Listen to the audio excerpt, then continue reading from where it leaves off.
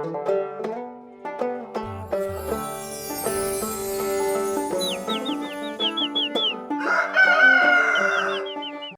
right. We're recording. We're live right now. Well, so we're recording, and so this is Harvey Hubbell Show and Tell. And Leslie, who are you and what do you do? Well, I'm Leslie Zoroya. I am a project director for Reading Language Arts at Los Angeles County Office of Education. And I just saw you a couple days ago at the screening. You were in audience number 1 of our film, Hopeville. So first tell us, did you like the film? What is your thoughts? Oh my God, I absolutely loved the film. I thought it was amazing. There were so many things that I loved about it. One of them, I think everyone should see it because it's funny.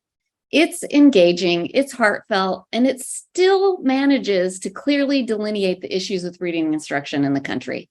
And I love that you told it through your own story, because that was not just, I don't know, I just thought it was brilliant because it gave the problem both a name and a face, not just statistics and numbers around how many kids aren't proficient, but it was relatable.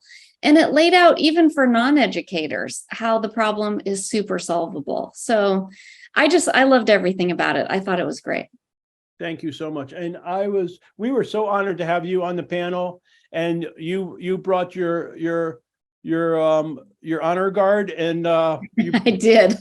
You did. I mean, I brought a whole posse. You brought a whole posse, and I love that. That was really great. So who should see? I just want to ask you one more thing about the film, and then it'll be enough about me. Then we're going to talk about it.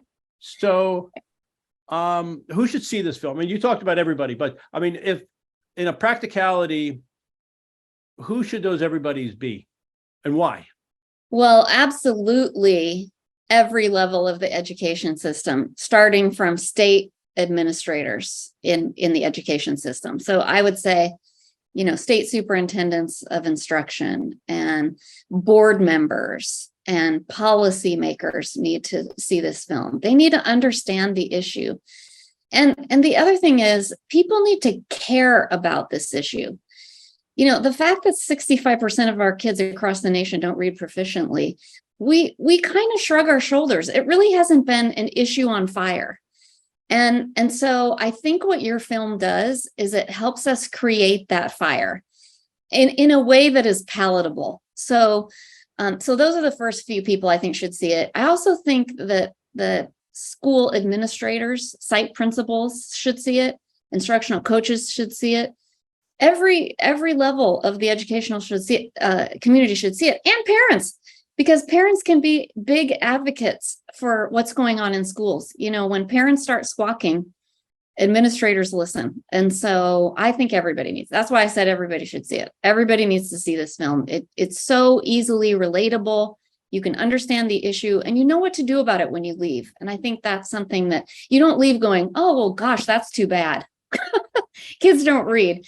I left feeling like, first of all, I know that what we're doing is on the money. And it fired me up to go, this is a solvable problem. How can I work harder to make sure that we solve this? So, and I think everyone felt that way. People left very uplifted.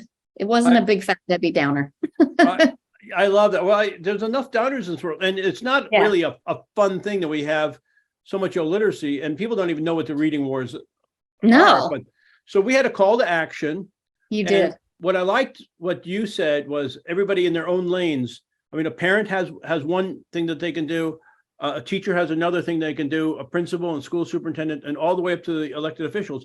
If they work in their lanes, they have to look at it and say, okay, what can I do to fix this problem? And it's like, the famous Kennedy expression: "Ask not what my country can do for me, but what can I do for my country?"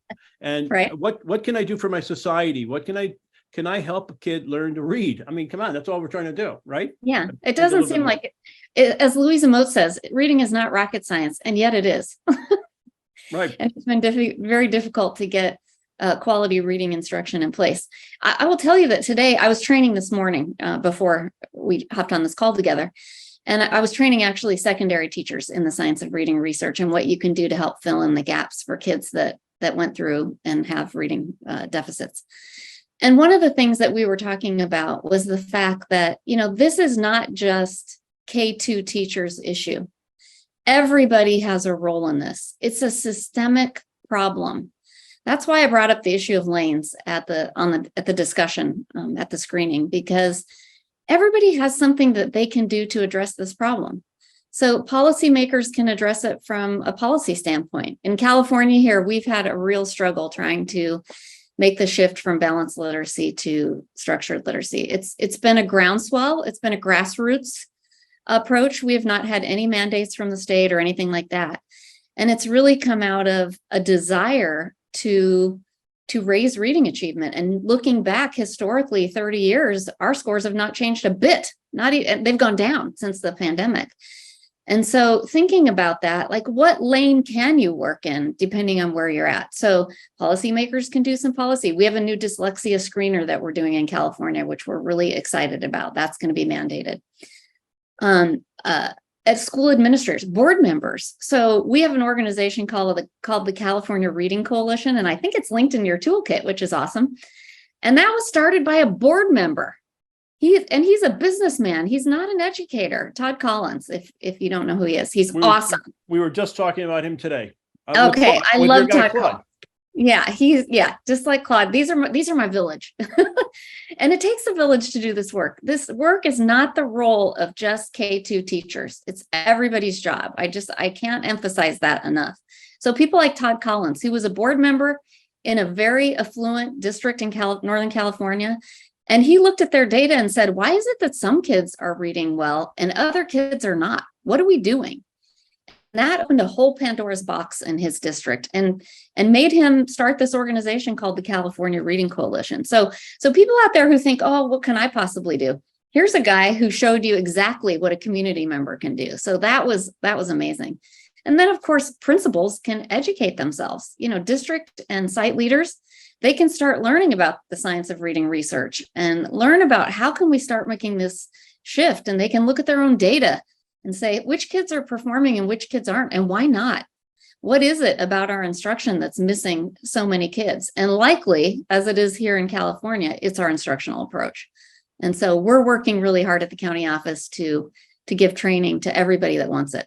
We train teachers, paras, coaches, administrators. We got the whole gamut because we realize it's a system. You got to build the village to do the work. That's what we, building the same village, we're connecting our villages. Yes. And we're networking our villages. And so that's why we went through each of the states and we're looking for the evidence-based champions. And then we're adding more people to it. And then we do these podcasts. Yeah. The film itself is 83 minutes. And we try to touch on as many things, but we figured through the outreach, through the advocacy toolkit, you can dive deep into your world, and Claude can dive deep into his world, and Sharon Dunn can dive deep into her world, and so on, and Donna, and all of these superheroes can, really, when I say superheroes, I mean, you guys are leading the charges, and the charge is not just one charge, because it's happening in many fronts. Right. So, and then just one other thing is when you're talking about those K through whatever teachers, we followed the first grade teachers for a year. And when we were shooting that film and we were in the classroom for a year, I mean, I know a first grade teacher is important, but when you're watching them, it's like a battle scene, isn't it? They have to get the information in for your child. Yep. And if your child's going to do good in second grade, it's going to be because of that first grade teacher. That's absolutely right. And the alliance between the community, the family, the school systems, the policy, and it's all together. And what do? We raise a child, and it takes a village. It takes a village. Absolutely. What happens, we try to tell teachers as we're training them, your role is so important because every instructional minute of the day is crucial when you're looking at teaching a child to read, a non-reader to read, starting in kindergarten and going all the way through the grade levels. What happens in every classroom every single day matters. And that is supported by, which is why I love your toolkit. I love the fact that you created the toolkit to go with the film because, like you said, your film was 83 minutes and then what? People get all hyped up and they get excited. And then what? And so I love that we have this toolkit that can bring a larger community together across the United States, because this is a movement in a lot of states. I think it's up to like 37 or 39 states now are now moving to structured literacy. And we need to be sharing resources and looking at models, looking at what works. Everyone doesn't need to reinvent the wheel. This research has been out there for 40 years. Why we haven't had access to it, I don't know. I'm not sure why we haven't had that access. Right, not to interrupt, Leslie, before we hop more into the advocacy toolkit, I know you had mentioned challenges, specific to California. Yeah. And I would love for you to kind of go into more detail about that, because, the toolkit's specific to each state. The problem is specific to each state, if not even more locally. So what's going on? Can you speak more about what's going on specifically in California? Sure. So California has historically been a balanced literacy state. And so trying to make that shift has been difficult. There are portions of the state which are heavily invested in programs like Lucy Calkins Units of Study and Fontes and Pinnell. And it's almost a cultish devotion to those programs.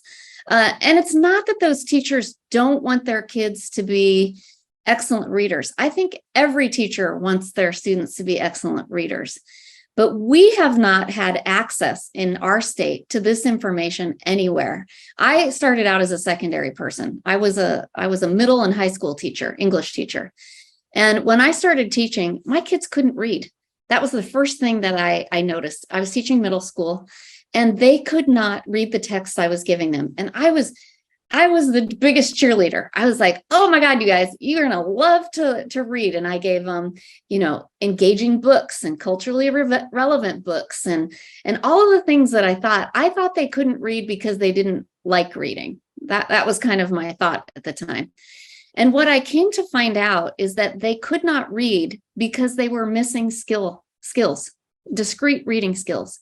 And at the time, I had nothing. I had no diagnostics. I had nothing I didn't even have a universal screener. I had nothing to know what their reading issues were. And I had no idea what to do with it. And so that's kind of a metaphor for what's been going on in our state, that we've been using an approach without a lot of diagnostics, without knowing specifically what to do to help kids and provide that targeted instruction.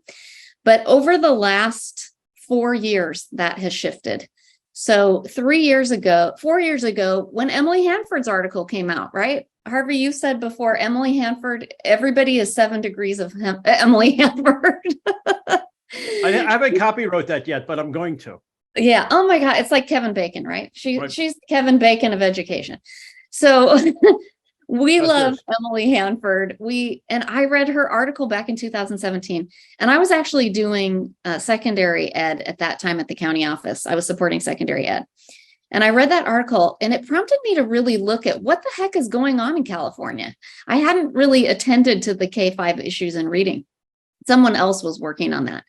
And so I read the article, and I looked up our California data and specifically our LA County data. And it was all very consistent across the state of California. It was all the same as a lot of other places, very common to other places across the US. About 44 to 48% proficiency, and the rest. And the subgroups, horrible. All Black and brown, students with disabilities, English learners, all the same subgroups that have struggled were struggling in reading. And so I looked at that and I said, oh my God. And I had a reading certificate. I went to USC and got a reading certificate, but I learned, I learned in a balanced literacy way. And so I didn't know all this. So Emily Hanford just like, boop, opened my eyes. I was like, wow. Well, so that's all this work here. I want to go into that. I want to go into all the states, but I mean, you're a hero. Emily Hanford's a hero. We talked about all these other people are heroes' journey. I was a voracious reader, and it was easy for me. I didn't have your struggles. I didn't, that was not an issue for me. And I was lucky in that way, because I'm not sure if my instruction was super explicit or if I just was one of those anomalies of an easy reader. So I always knew I was going to be a teacher too. I just knew it from kindergarten on. I knew I was going to be a teacher. Like I loved school. And so I became a teacher, but I will tell you that being such a proficient reader as a teacher was a detriment to me because I couldn't understand. And my training, I didn't get the training to learn how to teach people to read properly. And so I couldn't understand, why aren't these kids reading? I was going to be a secondary teacher so we could have grand discussions. I wanted to go in and talk about Of Mice and Men and, and have all these engaging, fabulous discussions. And when the kids couldn't do that, I was like, oh my God, what is going on here? Why can't 8th graders read? What is the problem? And so I think that led me to the job at the county office. There was a secondary reading grant back in the Wait a early minute, 2000s. how old were you at this time? And so you're out of college, you're a teacher, you've been teaching 2 years, 4 Yeah, I was in years? my 20s, early 20s. Yeah, I was teaching middle school and I didn't know what I was doing. And I said to my principal one day, look, these kids can't read. So can I teach them reading? Is there a spot in the day that you could give me a reading elective so I could teach some kids to read?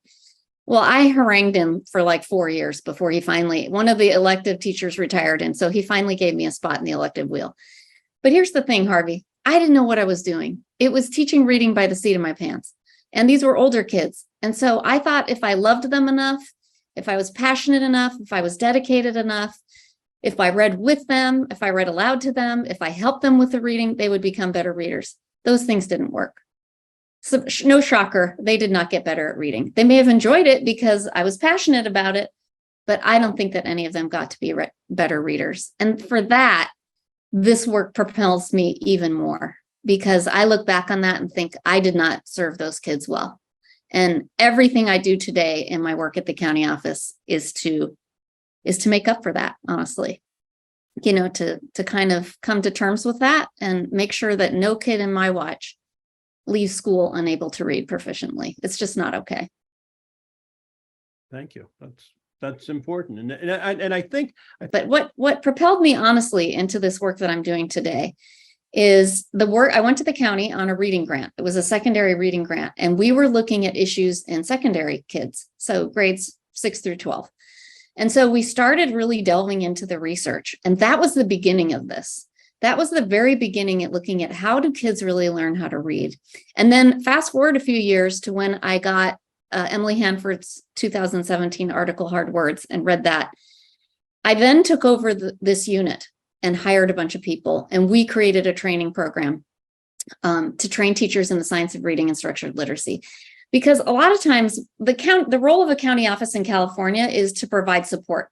So, and instructional support. So we have different units at the county office. My unit is the Reading Language Arts unit. And so our task is to provide support to 81 school districts in LA County, 1.3 million students. Yeah, it's no easy task. And I was doing it by myself for a while.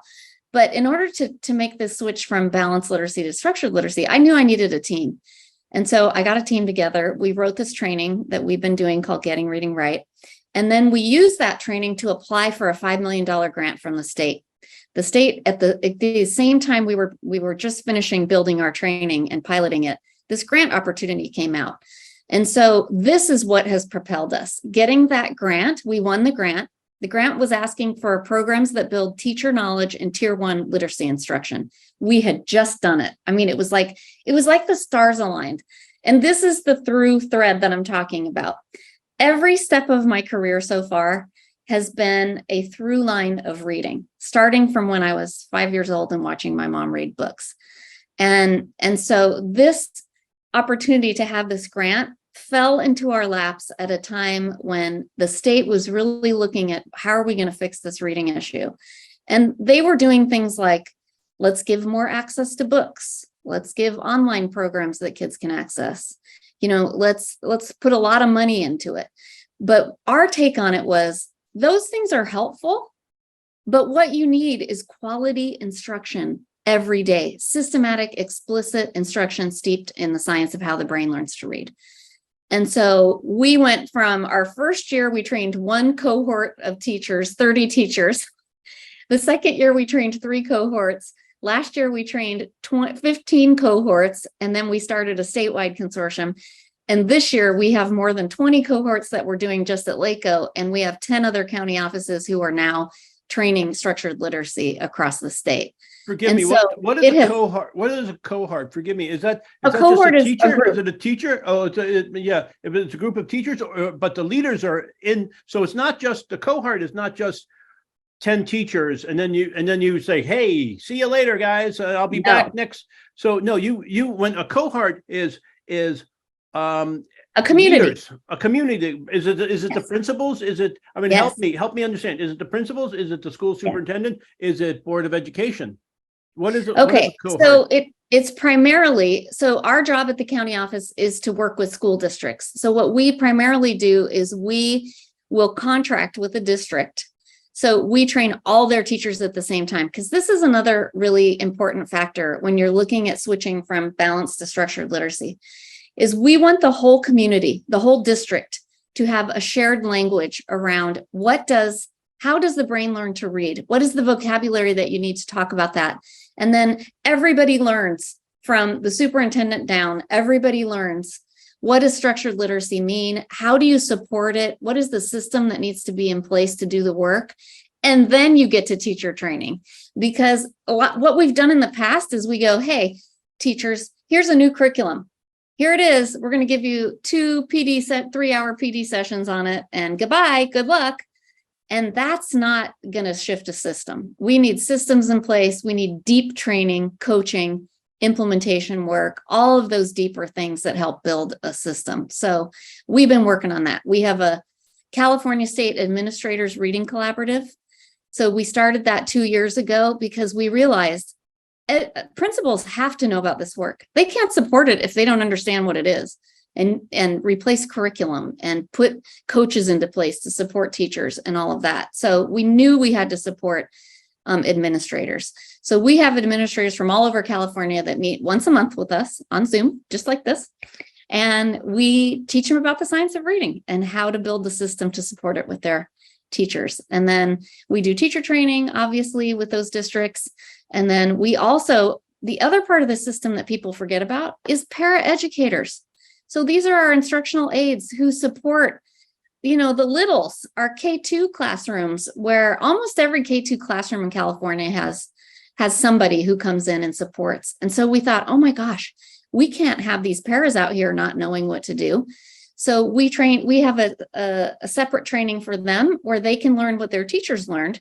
And we gear it towards how can you support the teacher in the classroom, and why are they doing it that way? And what does the research tell us, and all of that, so that they're not doing something in a small group that's contrary to what the teacher's wanting them to do. So Leslie, is this what you mean, Leslie, when you're saying working in your lanes? Yes. So I'm a mom, I'm a dad. Yeah. And maybe mom goes back to work, maybe dad goes back to work. I don't know. But you got this kid, all of a sudden I'm not the same person I was before I didn't have this kid. And I don't want my kids going to school, and boy, I'd like to do better. So I want to learn what Leslie and the superheroes, the evidence-based champions, right? You're an evidence-based champion, and your buddies, all your people from your 81 schools are evidence-based champions now, right? Yeah, they're working on it. And you're making these what do you call them? Paraprofessional. So they're paraprofessional trainings for them. And we are starting to do more with families now, because that's the other lane of this that is harder to get access to this information. So during COVID, the curtain got pushed back a little bit, right? Because parents were seeing into classrooms on Zoom, and teachers were seeing into homes on Zoom. And so there was this interesting little pullback of the curtain of what really happens at home and at school for both of these entities. And one of the things that we learned is that, I think that teachers learned especially, is that a lot of parents, they are eager to help. They don't know what to do. They don't know what to do to be helpful other than read to their kid. And so we're working with a group called Families in Schools. It's here in LA. And we're trying to get, and we're having our literacy coaches build little modules, little 5-minute things they can send home on a cell phone that somebody can watch on their cell phone that says, here's a strategy you can do with your kid to reinforce phonemic awareness or listening to sounds and letters. Here's a game you can play. things like that are short, palatable, and help parents understand their role in all of this. Because there's a misconception out there that parents don't care. Oh, they don't, some parents value education and some don't. People actually say that. And I'm like, no, every parent values. They wouldn't send their kid if they didn't value it. Every parent wants their kid to be a proficient reader, to do well in school. That's a non-negotiable. What, in terms of what they can actually do to help manifest that at home, that's where the variable is, because we may or may not have helped them know what to do. So I think that's on us. It's on us to try and help parents understand that. So that's the family and community involvement. So we talked Yeah. about the family. So the community is the cohort. It's the whole school. It's everybody getting together. How has that changed things? I mean, have you noticed? I get to ask the dumb questions.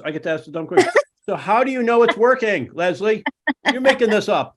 You're just making this up. No, I'm not making it up. I'm so thankful that I'm not making it up. And this is one of the reasons that I love talking about this so much, is because I'm not making it up. So through this grant program, we got this $5 million grant. And the point of it was to pilot what we're doing so that we could see, is it replicable in other places and sustainable? And so what we have discovered is, yes, it is both of those things. And so we are seeing now that the work is really making a difference. So our pilot district, we chose a pilot district out in, it's called Lancaster School District. And it's in the high desert, about 70 miles east of north of LA. And it's high poverty, high foster youth, a lot of Black and brown kids, and their reading scores were in the toilet. And I'm not saying anything that they haven't publicly admitted, so I'm not airing their dirty laundry. They don't care because they were not proud of those scores. But here's the good news. Those scores are going up, up, up. We are 2 years into our project with them, and already their scores are going up. And the teachers are so excited. The community is excited. We did a community project. So here's an example of it in 81 school district, because I don't have enough staff, but we work towards that. So we do the training for the school districts, and we do the support. We do a lot of coaching support and follow-up support. And then we developed a year 2 of our training, because once we got everybody kind of on the same page with understanding the science of reading research and how to run a structured literacy program, we then had to help them set up all the systems around it. And so we do a year 2 where schools in the district, so for example, we have a district called Los Nietos School District. It's small, it's only 4 schools. So the first year we trained everybody in the science of reading. And then the second year, we had them come, and site literacy leadership teams were created. And so we met with just those team members. So not everybody again. Year 2, we just met with them once a month on Zoom for an hour and a half. And we met with those site literacy leadership teams, principals, coaches, grade level representatives. And we talked about how the implementation of structured literacy is going. And we looked at all the discrete skills. How are your teachers doing with the skills? How are you supporting them? What curriculum are you using? What assessments? And we built that system around it. So that's how we do the second layer of work, is we offer that year 2 site literacy leadership academy. Because I'm trying to replicate you. And, yes. So there's a community. There's community and community involvement. This is all systematic reform. This is how you change things. You have to show. And yeah, I love what you're saying. It's like, it takes a village, and this is how you do it. It does take a village, and everybody has their place in the village. And it's not, it's the old adage, one person can't do everything, but they can do something. And so that's what we were trying to get at with our work, is that we can all do something. And what I can do as a county office person is I can create this training program, and I can provide support to teachers and principals and coaches and all of those things. That's my lane. I can't make policy because that's not my lane, but a policymaker can learn about this and go, hey, we need some policy to support this work. And so that's why you partner with your village, because somebody in the village is going to be a policymaker, and they're going to go, you know what? Let's fix this. Let's change it. And so what I think your film does is, I think your film takes it to that level. Your film takes it to the policymaker, to the layperson, to the parent, and to people who don't know about this reading war issue, which there's still a lot of people. Like when people ask me what I do, I'm like, well, I'm retraining teachers in how to teach reading. And they're like, well, don't they already know how to teach reading? Like, what have they been doing for 30 years? And I'm like, well, they do, but not for every kid, not in a way that meets the need of every kid. And so that's what we're trying to get at. And no, and I appreciate that, because that's why, we had to have the call to action at the end of the film, because you see the film, it's like, okay, it's an overview. I got it. But then you get to visit with the actual evidence-based champions, and you hear it. So a lot of people, Board of Education people who should know, something with the town or the community, but they were told by the last Board of Education person, by Fonsis and Purnell, don't worry, it'll work. That's what we've always been doing. Oh, yeah. Or, well, that's how things kind of happen. And people don't want to admit. I mean, if you're a lifelong learner, guys like you and I know, like, hey, I tripped, I fell, I stumbled, I learned, I'm going to tie my shoes next time. That's a lifelong learner in my book. So I think it's school superintendents, principals, teachers. Well, what you're getting at is that it's also political. So yeah, you've spent money on a lot of money on these curricular programs, and you spent a lot of money training teachers on them. And now here are some people coming along saying, hey, that's not working for every kid. And even though that's the truth, there's an element of bravery to this. And I go back to what I talked to my teachers about this morning when we were training our secondary folks. You have to be brave to do this work. You have to do it differently. You have to be able to own up and say, what we're doing isn't working for every kid. And so what can we do better?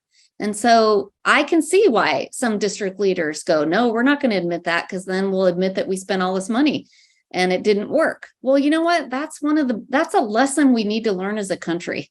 We need to learn how to go, you know what? I have new information, and now I'm going to change course because of that. And it's okay to change your mind, and it's okay to have something not work and go, okay, let's do a different approach. And that's been a really tough part of our both our educational history and our societal history, especially in the last few years. It's been really tough for people to see, what is true, first of all, what is real, what is true, what is science. And I know for a fact that the science of reading it's the way to go. It's the way that gets at more kids. Are there kids who will learn to read without it? Yes. Will every kid learn to read without it? No. And our data bears that out. Well, we're going to get to that in a minute. So, I mean, I like what you're saying, bro, that it's working is because we look at the mastery tests. Yes. We see Billy or Harvey down here, and then we see they're getting it. They're getting it. Yep. They're getting it. And it's not copying off of somebody else's page. It's you're getting it because they're testing, right? I mean, right. Yeah. So the way we can tell that kids are getting it is, well, first of all, we see it right away in kindergarten, because in previous years, especially, I'll talk about my pilot schools, because that's where I've witnessed it firsthand, is in my pilot schools, because I've been in those classrooms as teachers are changing their approach to how they teach reading.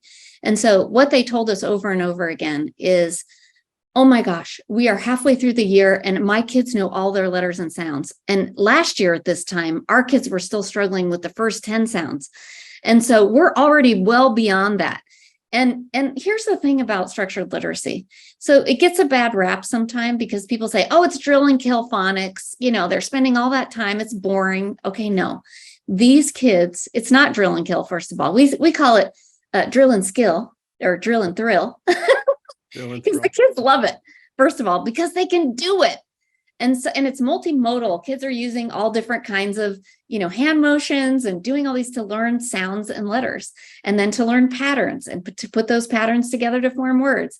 And you watch it unfold in front of your eyes. A child who started the year knowing no letters and sounds to reading full sentences and paragraphs. And in a way that is structured, explicit, direct, and we know exactly where every kid is in their mastery test. So we can say, all right, Harvey's got trouble with 2-syllable words. We're going to work with him on that. But this one over here's got trouble with inflectional endings. They don't know what ing means and ed and the different sounds that those things can make. And so we're going to work on that kid with that. But we're not going to spend all year doing that. Their small group is not a death sentence. We're going to work on that till they get it. We're going to test them again, and then we're going to move on to the next skill. And that's something that in balanced literacy, I never had. I never knew where the kids were at. I was, it was like, try something and throw it at the wall and see what sticks. And that is not a way to teach reading. This is way more diagnostic. We can tell exactly what Harvey's problem is and then give Harvey exactly what he needs to get to move beyond it, to get that skill down and move beyond it. So, okay. So to make all of this happen and to get to where you are right now, what comes first, the chicken or the egg, the systematic reform, the policy change? I think you can work on all of it at the same time. I really do. I think no matter where you are in your lane, the first thing everybody has to do is educate themselves. And so use the toolkit, use a ton of free resources that are out, use the Google. There's all kind of free stuff that you can resource to be able to understand what is structured literacy. What does the science of reading research say? How does a child learn to read? And then start asking questions. That's step 2. If you're a parent, ask questions. What kind of curriculum are you guys using to teach my kid to read? What is it? What does it look like? What skills are my kid missing in reading, and how do you know? Ask those questions. If you're a district administrator, you can ask your staff. You can look at your data. You can educate yourself first, but then start asking questions. What is our data telling us about who's learning to read and who's not? And why are they not learning to read? And what program are we using? And what approach do the teachers have? And what do our teachers need to learn in order to do better? And so everybody, policymakers can do the same. They can learn about the research, and then they can start asking questions. What support do school systems need from us to help get this work done? So I don't think it has to be chicken and egg. I think you can be working on all of it at the same time. And that's what we've been doing in California. It's been gradually building. And now we have county offices, 10 other county offices across the state training our program and training letters, which is another science of reading program, and doing AIM pathways so you don't have to do my program. You can do anybody's program. Like we tell people, if you don't want to get it from us, we're fine. We don't care. Get it somewhere. And there are tons of resources out there. So, and we can link those to this, but there are lots of places people can turn for help. It's just it's the commitment. It's the commitment and the bravery and the courage to say, I'm going to put this on the front burner. This is our mission, and we're going to get it done. Okay. Last 5 minutes. What do we need to know that we haven't talked about already? Me or the audience, or what do I need to know? What do they need to know? What do they need to know? Everybody has a role. I think that's just the little nugget in this. Like, work in your lane. Start somewhere. Start small. This work takes 3 to 5 years. Systemic work takes 3 to 5 years. And changing from a balanced literacy reading instructional program to a structured literacy program is going to take you 3 to 5 years, because you got to train everybody. You got to look at new curriculum. You got to implement that curriculum well. You got to set up assessment systems and grade level team meetings so that you can be looking at the assessment data and figuring out who's in trouble and who needs help. And so all of that takes time to build. And so what I would say to people is be patient and start somewhere. You're not going to conquer Rome wasn't built in a day. It's going to take time. And for me, that's the frustrating part. I'm a doer. I'm like this. I'm always, I got my hand in everything. And so I'm constantly like, let's fix it now. But what I've learned over the course of working in my job at LACO is that this takes time and patience and dedication and bravery. And so if you have those things, you can get it done. And yeah, you can feel bad about the fact that we haven't so far, but we can also move forward and do something for the kids that are sitting right in front of us today. And there's not a moment to lose. We got to start, and we got to start now, because time is of the essence. This impacts, as you very well know, this impacts life trajectory when you can't read well. And so it's dire. So that's what I would say. Our time, and I hope we talk again. And I can't wait to come back to California. I can't wait for you to come back. I'm going to come back to California, and I'm going to see you in Syracuse. Yes, I'll see you at the Reading League conference for sure. And you're gonna watch our film again for the second Oh time? my God, I can't wait to see it again. I already want to see it again because the first time, when you watch a movie the first time, it's kind of big picture. I always want to see it again so that I can look at for the details. Like, what did I miss? What are the nuggets? Plus, I didn't have a piece of paper when I watched it, and there were like 3 or 4 little nuggets that I was like, oh, I need to remember that. And because I'm old, I forgot. So I'm dying to see it again. So whenever you're ready, let me know. We'll do it. I'm bringing you a notebook and a pen in Syracuse Right? when you watch it. Right? All right, my friend. Thank you so much Okay. for making time with us today. And Happy to do it. thank you for all the hard work you're doing, all the lives you're changing, and all the people you're making a difference in their life. The Well, ripples in thank the you for pond. being part of my village, because you're part of our village, and I appreciate that. I appreciate the work that you're doing to make this issue known out in the world and to provide those advocacy toolkit resources for folks. So thank you. You're a big part of this work equally. Thank you, my friend. Much love. All right. We'll talk soon. Okay. Bye-bye. Sounds Y'all come back now, you hear?